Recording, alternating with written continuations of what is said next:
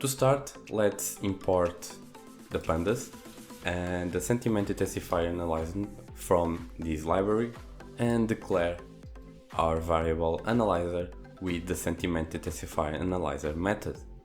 So to start, I'll be using this analyzer and the polarity scores method to analyze strings. And let's check what this does. I'll be using a baseline string, I'm happy, and then I will use the capitalization in happy to show you some characteristics of this library. So we can see that, let me zoom, our baseline has a negative score of 0.0, a neutral score of 0.2 and a positive score of 0.78. These scores are ratios for proportions of text that fall in each category. And the compound score is computed by summing the valence scores of each word in the lexicon, adjusted according to the rules, and then normalized to be between -1 and 1, which corresponds to most extreme negative and most extreme positive. As you can see here, in our baseline we have 0.57, and when you capitalize a word, it is able to identify and intensify that compound, or intensify that scores, both positives in this case and the compound. And it is able also to give different scores based on degree modifier. Here we have the baseline, and then when you add little happy or extremely happy, the compound scores increases. There's also the positive ones. The library also have in mind the punctuation.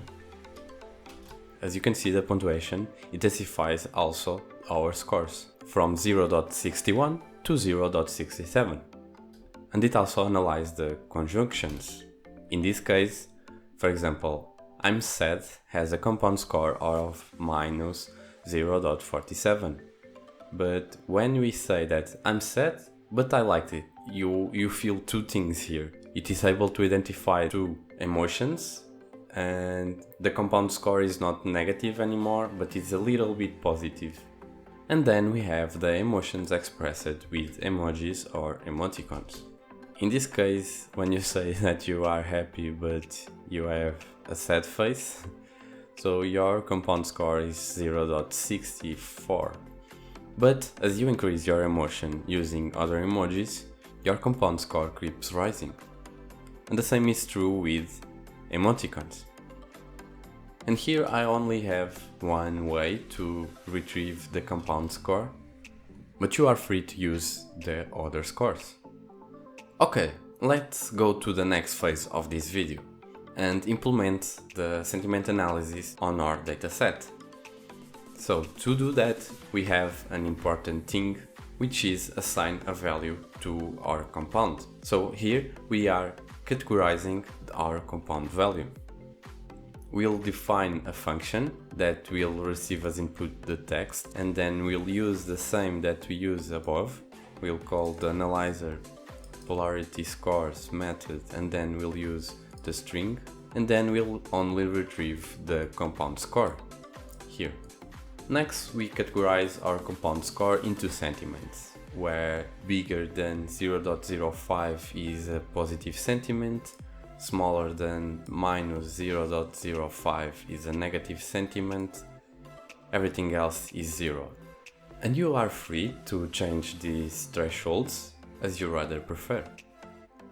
So let's define the function, and now let's get our dataset.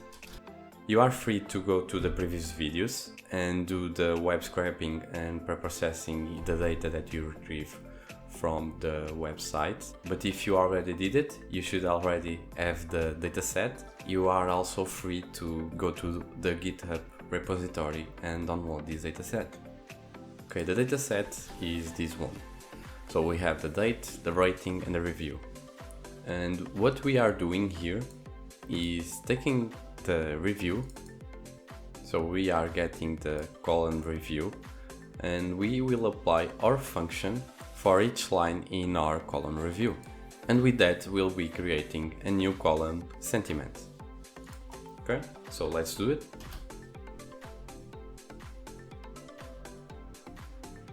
Okay, now that this finished, we can see our data frame. So we have rating between 1 and 5 and sentiment between -1 and 1, where the mean is 0.29. And let's count our sentiment values. And we have 15,000 positive comments, 7,000 negative comments and 3,000 neutral comments. Let's check how the data frame is, and we have some examples here. So rating 1 classified as -1, the same here, the same here. So this one classified as 1 having a rating 1, but it is comprehensible because at least this part is positive, and the same here, this seems positive and also classified as sentiment 1. So before finish, let's check the correlation between our variables. So we have a positive correlation of 0.5, but actually it is good. So it is not very expressive, but we can see that there are a positive correlation between those variables. And let's save our final data set. So in the next video we can upload this CSV and visualize our data into a dashboard on Power BI. If you're not subscribed, consider subscribing, smash the like button, and see you in the next video where we'll be visualizing this data.